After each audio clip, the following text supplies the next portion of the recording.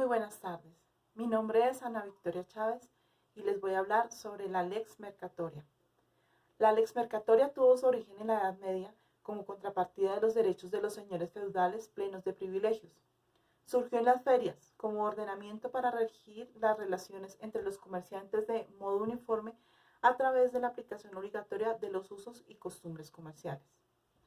La Lex Mercatoria estaba formada por los propios usos y costumbres de los comerciantes.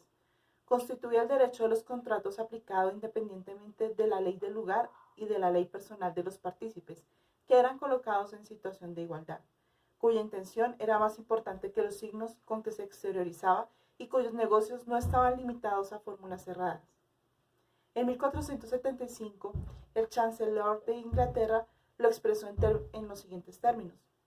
Los mercaderes no están obligados por nuestras leyes, sino que deben ser juzgados de acuerdo con la ley natural, a la cual algunos llaman lex mercatoria, que es universal en todo el mundo.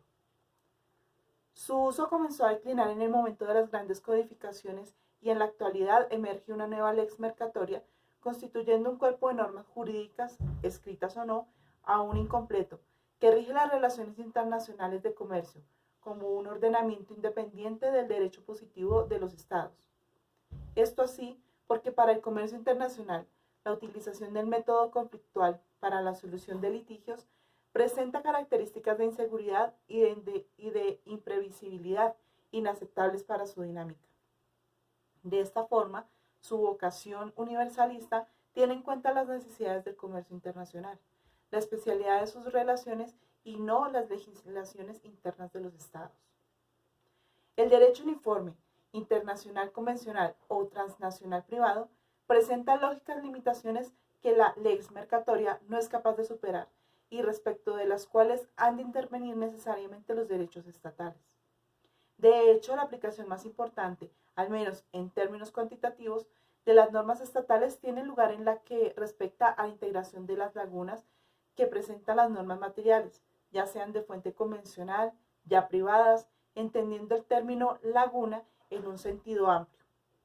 En realidad, las lagunas intra-legem, como se ha indicado, no son sino falsas lagunas, pues se refieren a aspectos no regulados por las normas materiales, porque quedan fuera del ámbito de aplicación de estas.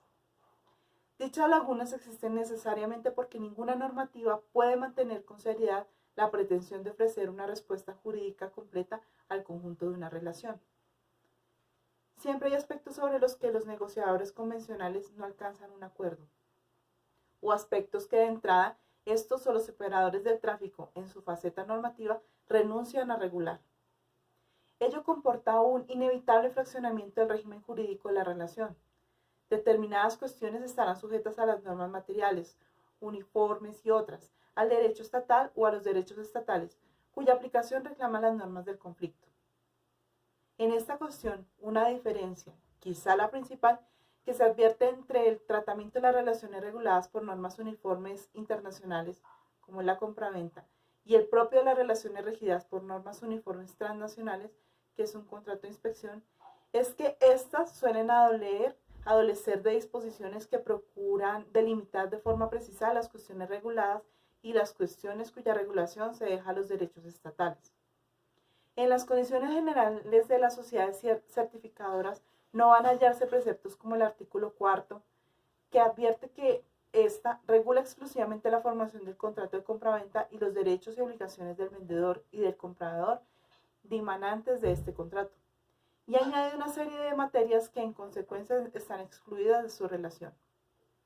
Como en el artículo 5, que identifica que la convención tampoco se aplicará a la responsabilidad del vendedor por la muerte o las lesiones corporales causadas a una persona por las mercaderías. Lo más similar que se encuentra en alguno de los clausulados de las sociedades inspectoras es una posible excepción a la aplicabilidad de las condiciones generales a través de una referencia de las leyes del lugar donde se celebra el contrato y del lugar donde tiene que ser ejecutado, o una excepción a favor de las normas imperativas de la ley local, otorgando prioridad a dichas normas frente a lo dispuesto en las propias condiciones generales. Sobre estas remisiones por su vinculación con las normas imperativas, se volverá infra.